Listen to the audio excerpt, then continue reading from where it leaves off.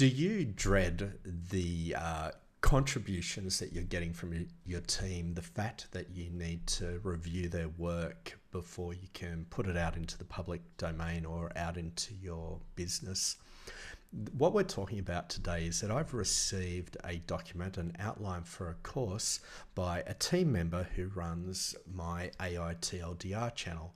And I have a lot of respect and trust for this individual to do the sort of work they do. But the challenge I've got is if I let them do all of the course creation material, and I don't talk about it or check it or review it, then am I running into the risk of delegation versus abdication? And this is a term that I learnt recently, this concept, by reading the E-Myth. And I thought in this video, what I want to do is look at the document that I've received from my team member and look at it from the point of view of an editor, a manager, I'm a solopreneur, so how do I build a business and a YouTube channel in which the information going out onto that platform and the brand, I guess, is in alignment with my vision. And to tell a bit of a story about this, about 7 years ago, a friend of mine, Ronnie, and myself, we had this idea, and it wasn't anything new.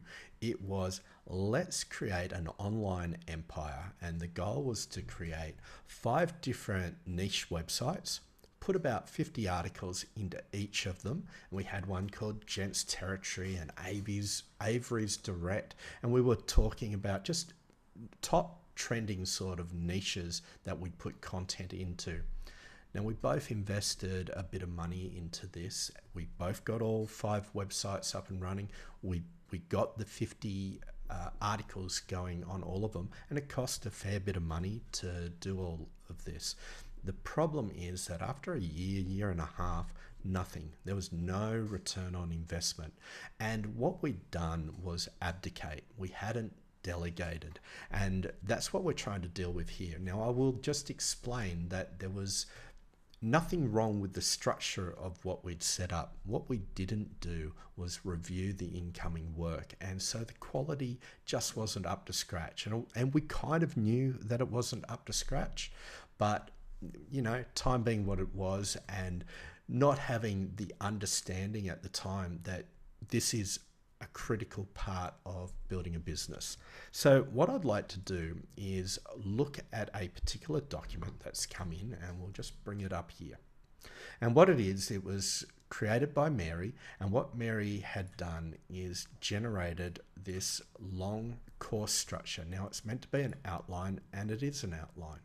And I started looking through this, and as I said, that sense of dread came over me. Oh my gosh, I've got to check this from all sorts of angles.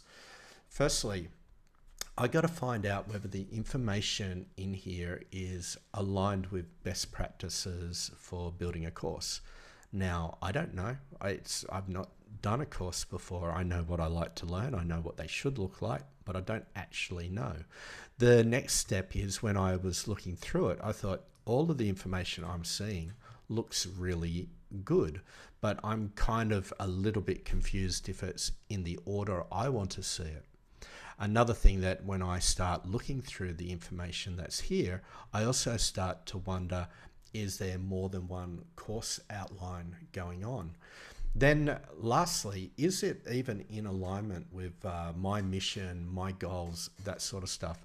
And you know, if I had to go and edit this in detail, this might take a day, and I don't have it.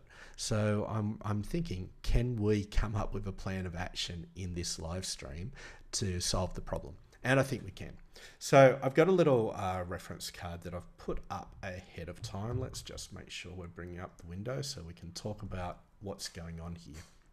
So if you're watching this, I assume you're a manager of some form, either in a corporate, or you're a content creator, or you have a little team, or you're using people from Fiverr. So you've got these tasks that you're delegating, and then you've really got to check it. So what we'll do is we'll look at I think these things. What do we got? Is Is this lesson plan effective? Great information, but is the focus misaligned? That's what we want to look at. Does it follow best practices? We want to check that. Does it align with my vision for the business? And can AI help me rewrite it? Now, partly this is being watched by Mary at the same time, because we follow, I think it's called Kaizen, which is a Japanese idea of continuous improvement. Everything we do is continuous improvement. It's like looking at what we've done and evaluating, and we're just in the middle of that right now, and that's how this actual live stream decided to come about. But what we're going to do is look at creating best practices for online lessons. So let's jump into that first, and the way we'll do that is we'll come over to a blank ChatGPT. And without looking too much or in depth in the article that we've got, the course lesson, what we're going to do is ask ChatGPT, what is a good course outline? So I need to create a course with lessons, and there may even be more than one course, but they will all be totally around a particular idea. I will share the idea with you, but that's not the main focus of how you're answering. It just gives you context. And the idea is, how does someone create faceless YouTube channels? And the different channels that we do are Talking Head, podcasts, and we've got various forms of information to additional output formats. What I need you to do is talk me through, or at least outline, how good course structures are created. What do we start off with? And maybe also break it out for me so that you can also talk about it from an umbrella course point of view. So I guess number one is, what is the first basic structure that all courses should generally follow? And secondly, what are the course structures when you do have umbrellas? And the reason I believe this is going to be important is that I've noticed that some of the information in a course we did recently is probably cross-cutting and belongs in a central area and reused by multiple courses. So I know that's all very vague, but that's the thing about being in business, creating stuff, is that I'm not an expert here. I don't even know what to ask. And this may be where you're at. So we've got a basic course structure. Okay, overview, who's it for? Target audience. So I'm already really happy with this because I understand the target audience of the AI TLDR channel. So we've got information that we can just fill in. I'm also pretty happy about this because a lot of the stuff that I do myself in Appy Dave is workflow automation. It's like using ChatGPT to automate the steps in a process. And usually that's just prompts with inputs, and there's an input. So we've got a couple of inputs coming through here. Next thing is expectations and outcomes. What skills? So I don't know whether we've listed this. So this is really cool because even before we write the course, it feels like we should have a fact sheet that we fill in, and we're getting all the information here. So the core content, lessons and modules. Okay, great. Break the content into modules that contain multiple lessons. Each lesson should be a key concept. Use mixed formats. Okay. Ensure practical application through exercises. Cool. Supporting, we got templates, cheat sheets. So we got a lot of stuff that we're going to do if we want to create a professional course, and we do. Resource lists and community engagement. Assessment quizzes, optional assignments, feedback loops. Conclusion. Okay, so if I look at this basic course structure, we could call it a basic course structure. I'd also like to think it's the informational fact sheet that we're going to start off with. So now we've got the second one, which is umbrella courses. So where there's multiple sub courses. Okay. If you're creating multiple courses under the Faceless YouTube channel, it's best to structure them under an umbrella course where common, yeah, okay, this is cool. And I hadn't thought of it this way. So the way I'd been thinking of it is that we would do cross-cutting modules like the CapCut module, the Canva module, the 11 Labs module, and then we would just pull them in. But it may also be worthwhile that there is a course that is just fundamental tools, stuff like that. So we look through this and we go introduction to faceless YouTube, the core strategy, the monetization strategies. This is important because if someone's doing a course, some people are doing it for the art, but most people are doing it because they want to create a business. So monetization strategies is important. And the types, so we've got a number of types, so we've got to think about that as well. Sub-courses, specialized deep dives. Each sub-course would cover a specialized area. Talking head podcast, AI generated video, compilation and clip channels, not one that we're planning to do, documentary narrative style, that's cool. How to handle cross-cutting content. Some modules will be universal. We should have a shared library, cool. Modularized lessons, how students skip, allow them to skip, create certification path. And what else we got? Delivery.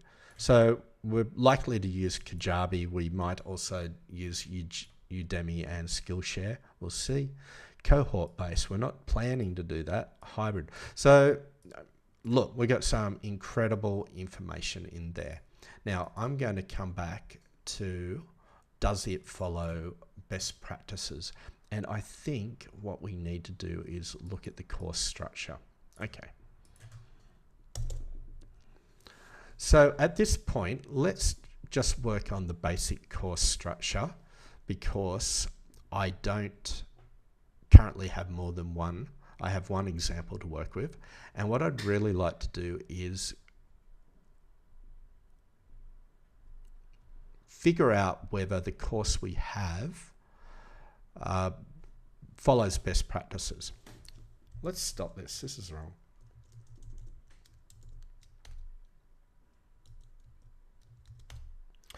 Let's instead go with this technique. Before we move forward in creating best practices or aligning them to the AITLDR channel, what I'd like to do is define the AITLDR course structure a little bit in more detail and talk about the goals that are going on in this particular lesson. What I guess I'm trying to put together is a minor fact sheet.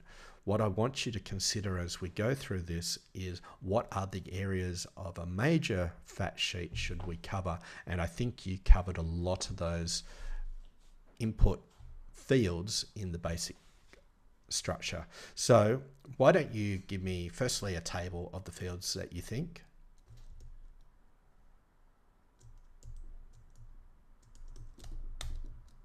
We won't do that. We'll just let it do the prompt as I said it. So course name, building and scaling faceless YouTube channels are brief. Okay. How it fits into the ecosystem, hybrid, cool, learning lessons. So maybe what I'm going to do is just type stuff in. So the course title's fine. This will be the umbrella course, and this will be a course on creating faceless YouTube channels, videos, and each video goes for about 3 to 4 minutes and generally talks about a product, service or application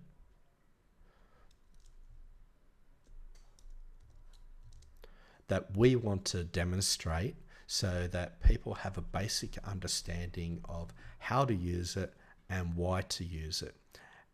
This course would be extremely beneficial to any content creator who just wants to systematize and automate the way they explain different products and services. Okay, I think that's important. Let's look at the next thing we got here. What problem does it solve? I think I talked about that. How this, okay. This is a standalone course and it fits alongside of courses that talk about creating podcasts from live streams, comma, podcasts from long form videos, comma, shorter long form videos from truly long form videos.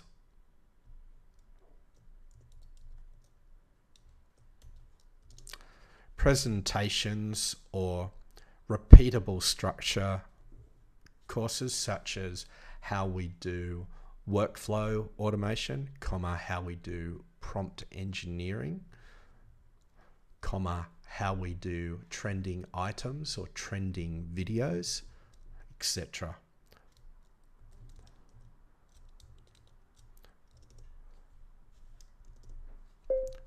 This is a self-paced course, comma, this will have videos, PDFs, quizzes, and templates.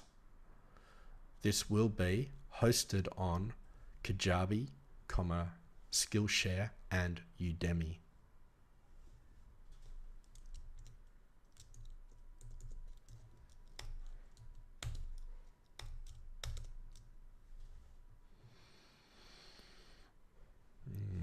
What do we want to focus on? Understanding the foundations. Learning about master content and outsourcing, grow and scale. All the learning objectives listed are relevant.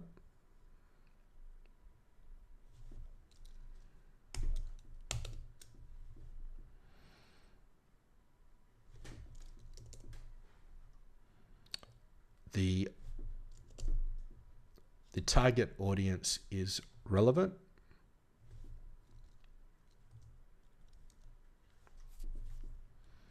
So let's look at this structure.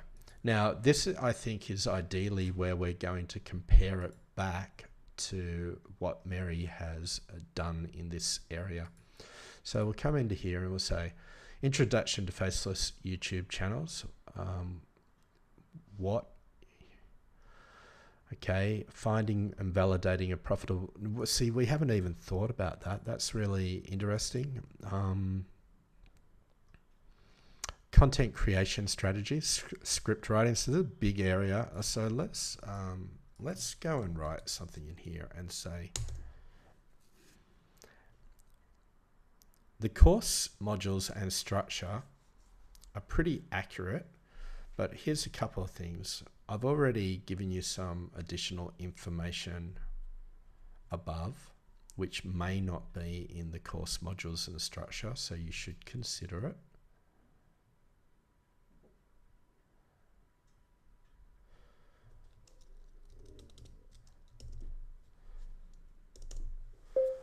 You have talked about content creation strategies. One thing you haven't talked about is packaging. And we're talking about the title, the thumbnails, the hooks, which is part of script writing. In fact, we haven't even got a section on breaking down all the areas of script writing, or the fact that script writing is different for different types of videos.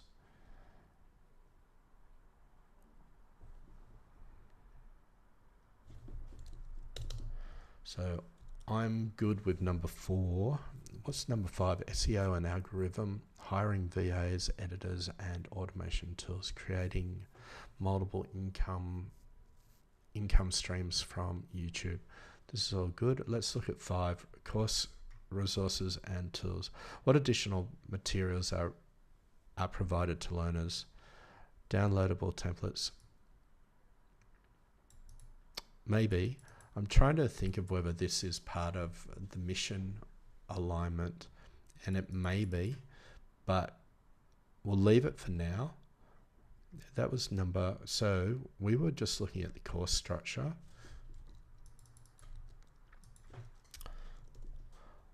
Leave number 5, course resources and tools as is. That's good.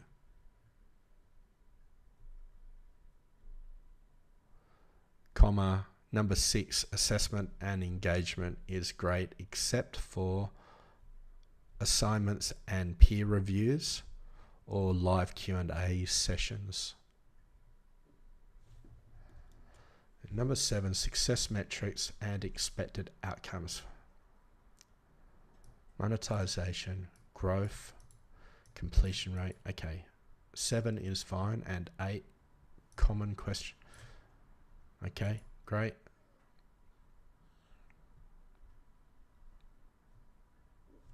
Okay, now was there anything in this that I want to add? I don't think so. I think we can just go with that and see what it comes up with. So essentially we're just taking all that information above and we're just making sure additional information is woven in from what I think.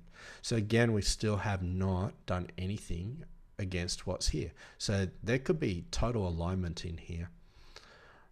But we'll come over here, learning objectives, course materials. This is perfect. Now, at this point, I've got 2 directions I can go. Now, the main goal of this video was really to compare the information that's in here versus the information that's in here. But I do have this option to go in a new direction at this point. And I'm not sure whether I should, but I'm going to explain what it is. So when I look at this now, what I've really come up with is a bunch of questions that I can fill in, what I would call a fact sheet, because what we've got is the guide. The guide tells us what we've got to do in the course. It's got all the clear information, but now we really need to go into detail of answering every question that's going on here. And so when I'm doing that, I call it a fact sheet because it's just building all the facts, but not worrying too much about the output. So I could do that, and I will do it just so that we can see what it looks like, but I won't actually fill it in. If I needed to create a fact sheet, and the fact sheet looked like a table in a code block,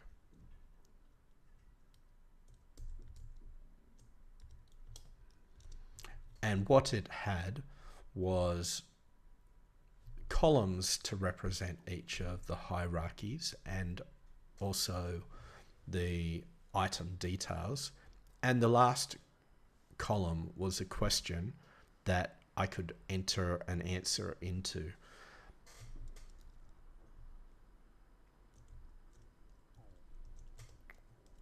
Not really a question, obviously that's implied. How would you draw that or design that? So I've asked for it in a code block, and we're actually getting 2 versions. This is the one on the left is the one I want. Yeah. So the silly ChatGPT thinks often wants to go into programmatic format. This is the one I actually want, and I don't know that I can easily. I think we're just going to have to wait for it. So if I had this fact sheet before I'd started this process with Mary, what I could have done is gone to Mary and said, can you start filling in everything that you know about?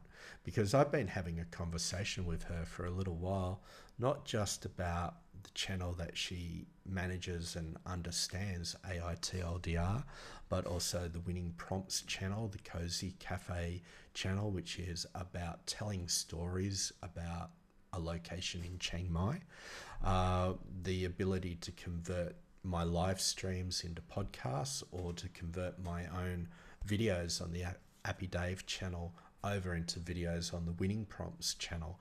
And that could have all been filled in if this was correct. How to use this. I prefer this response. Now, I don't, because it's not actually detailed. And since the goal of this was not to actually get this in place, I won't go too far into it. But let's just check this editing canvas, see what it comes up with. So we've got a course overview, course name, systematizing, what makes this course unique. Okay, maybe they're good. I don't think there's enough information in here, but the good thing is, from my point of view, I could convert this into a workflow. So the video that you're watching right now, the live stream, was planned, and here's the plan.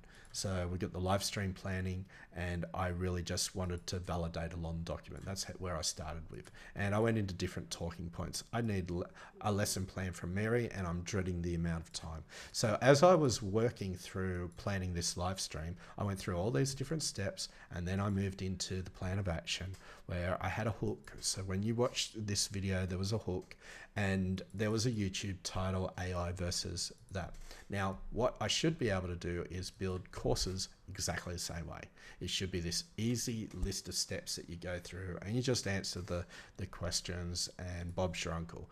And again, if you're a content creator and you're trying to automate stuff, one of the areas that I like to work in is just creating workflows like this that solve legitimate problems that you have in your business using ChatGPT. So these are GPT SOPs, standard operating procedures, and we can see all the ones that are going on in this video planner, and similar sort of concepts would be going on here. But at this point, we need to move into the next step. So create best practices for online courses. I think we've done that.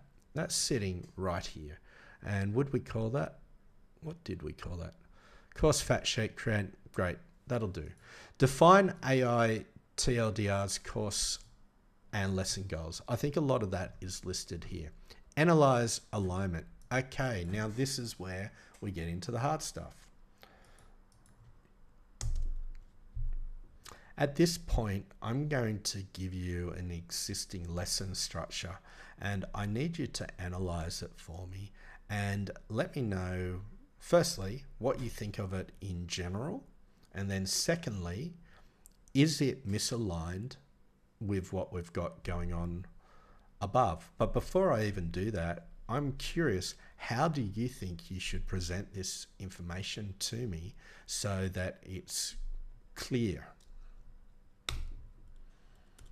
So I think I know how it'll come up with the information, but I am a little bit curious about this. So general assessment, overview, summary, weaknesses or gaps. So this is the area that we can go back and address. Opportunities for improvement, alignment with against the current course fact sheet, which we don't have. So actually, this is now the point where when I went into the fact sheet point of view, I kind of diverted the flow of the conversation. So I'll come back here and I'm going to take a copy of this because it's the right question. It's in the wrong place. But so what we do is we move it up here because I don't want it to be confused with the fact sheets because it's not a workflow that I've finished. So we'll put it in here and just ask this same question from this point in the conversation flow. Okay. At this point, it shouldn't mention anything about fact sheets because we've never talked about them in the past. Ensure evaluation of the existing lesson structure. Okay, weaknesses, strengths, cool. Alignment with the AI TLDR course fact sheet. Content match, structural consistency, overlapping or missing elements, recommended adjustments. I'll format into clear bullet points or a table format so you can quickly see what works and what doesn't. Cool, great. So at this point, all we do is we grab it. Again, you don't have to read it if you understand what it's meant to be. You've then used ChatGPT to figure out the best plan of action, and now we bring it into alignment. So we say, here is the original document, and we paste it in. And did I do the right thing? Yep, it finishes off with something like that. Now, this is also a point at which it might have been smarter to use a different model. We could have used the O3 model. The good thing is we can branch at any point, so we can let this come all the way through and then run it again using the O3 model and see what that looks like. Unfortunately, it's a little challenging to actually see them side by side, though I think we can do that. And what we'll do while it's creating that is we'll just create another variation of it. We'll put it in a different window over here. And when we're ready to do it, we'll be able to do a refresh on this window and see where all this information on the left is. And then we'll be able to rerun it again. So that's done. We'll just refresh here and we'll come back here and just rerun the same question. So where is it? Challenges. It's all the way to the top. It's quite extensive actually. It's very extensive. There's a lot of information in that document. Okay, let's click on this and we're in edit mode, but before we do, we will just pick this and go to a different model. We'll go to the O3 model and we will run this one more time and we should go straight into reasoning. We're now into reasoning. So we'll let that go on its own and we'll come back and look at it here. So how far up do we need to go? Here. Analysis of existing lesson structure compared to the fact sheet. Okay. Comprehensive AI tool coverage. So I'm not going to go deep here. I'm just going to say we've got a whole lot of strengths. So this is great. Weaknesses, areas for improvement. Okay, we're missing YouTube packaging. This is great. Script writing lacks in-depth categorization. This is also great. So this is the challenge that I as a YouTuber and we as a team are constantly having across our different channels that we're working, is that the packaging is hard work. The storytelling, the script writing, the hooks, it's hard work. There's nothing about optimization, growth and optimization. I haven't gone into detail. SEO is one of the areas that if I wanted to go a little bit deep into there, would be talking about the cross communication of ideas. So how does a YouTube short flow into a long form video? How does a live stream get repurposed into a podcast or a long form video? So these are different areas we can talk about. So now we've got alignment, introduction, needs a section. Okay, great. So now Mary knows exactly what to do. It's all being listed to us right now. So we've got a lot of greens and we've got we got as many reds actually, and we've got some partially covered. So now we can see the misalignment and we can also see the recommendations. Final suggested outline. Now this is great. What we will now do is come back to, let's bring them side by side actually, and look at what happened when we reasoned about it. Okay, now how do we compare this? We take this all the way to the top and we say analysis. Strengths. So it's, rather than a whole lot of detail, we've just got strengths and weaknesses, alignment, which is that area. So these are very high level in comparison. There's a lot more detail in the 4.0 model. So we've got alignment, recommendations. Now we get into a bit of detail. Okay. Thorough document, clear objectives, diverse content formats, weaknesses. Now, I will tell you straight up that as a reader, I'm not very good at this format. You know, like everyone has different learning styles and I'm not very good at this. So I personally find the one on the right is actually easier for me to consume. That said, what I can do is present two versions of this to Mary. I say, Mary, this is how one way of looking at it, and this is the other. That may be the wrong thing for me to do with her, but it gives her the ability to look at things from two different points of view. The other thing that we can do is use other models. So we don't have to use ChatGPT. There might be other models that are more aligned with what we're trying to do here. Now that said, let us go over to, where are we? Here. So now what I'd like to do is just come back to the main goals of this live stream. So we've defined the lessons, we've analyzed, we've done that, and based on the Q&A, generate the rewritten lesson. Okay, we haven't done that, so that's a good statement to do. So what I'm going to do is take that, and I'm just going to go over to ChatGPT, and I'm not even going to do it at this point. I'm going to ignore the fact that I used the O3 model, and we can do that by pressing, oh, you can't see what I'm doing. Come over to here. We ignore the reason for 8 seconds, and what we'll do is we'll just go back one, like that.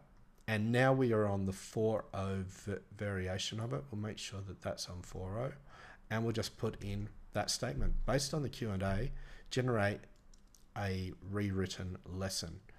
Okay, and what I might also do is put it back in for the original course.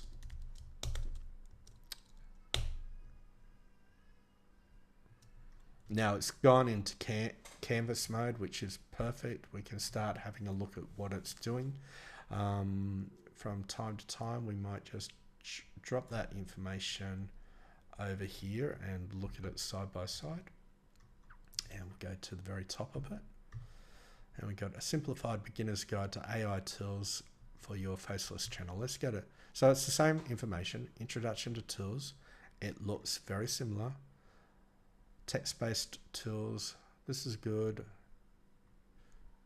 Generation tools, at the moment I'm not seeing much difference, to be honest. AI video creation.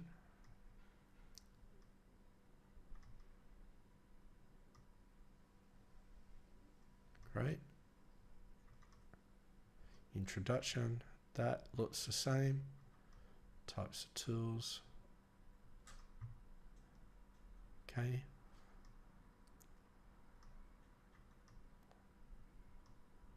Getting started, activity, and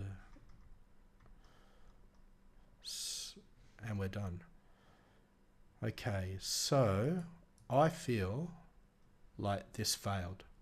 That's an interesting thing in its own right. So let's come back and have a look at where we got to and where we actually failed. So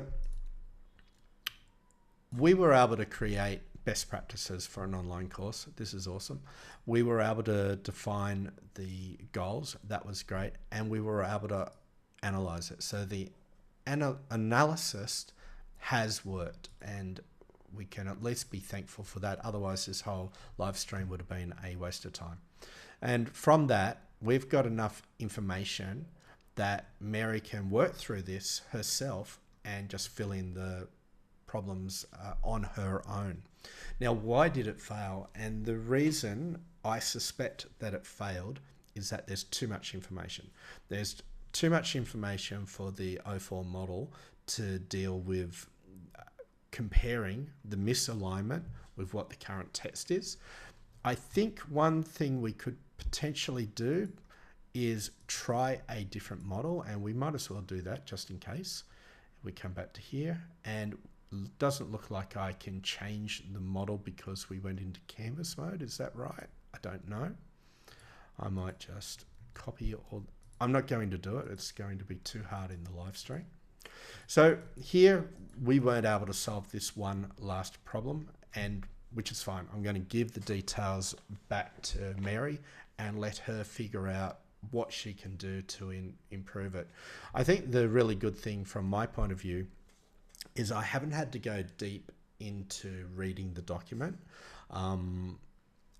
but there was a lot of green ticks to state that much of that document is correct, and I've now got clarity around where it's not correct. The other good thing is that when she gives back a new document, and we can see it here, I can just copy and paste it and come straight into the area where I put the original document right there, and paste it in and move right ahead with a new analysis going on right here. So that said, let's just head over to, we'll probably go over to here for a second, Appy Dave, and just finish off. If you're interested with working with me one-on-one, then come over to Appy Dave, click on the About, and at the bottom I've got ability for you to connect with me, and you can do these one-on-ones. I've got another one-on-one I've got a one-on-one tomorrow that's pretty much the same problem. So this problem was, how do we take a course structure and align it with best practices? Now, I've got a friend who's just called me who is not very good with technology, and he needs to update his resume. So what we're going to do is take one of his old resumes, align it with best practices for resumes, and find out what the misalignment is there. So if you want to see that live stream, that'll be tomorrow. Otherwise, I'm Appy Dave. Please like and subscribe, or connect with me if you want to work one-on-one. And we'll press the finish button on this live stream.